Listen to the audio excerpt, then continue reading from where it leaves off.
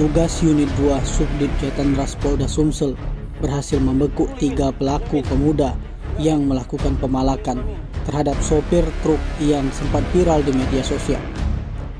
Aksi pemalakan itu terjadi di simpang lampu merah, Jalan Bypass, Kecamatan Alang-Alang Lebar, Jalan Soekarno-Hatta, Palembang.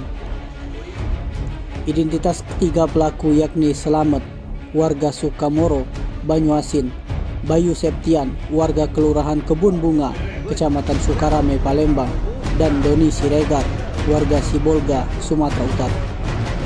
Ketiganya nekat melakukan aksi pemalakan hanya untuk membeli minuman keras jenis tua.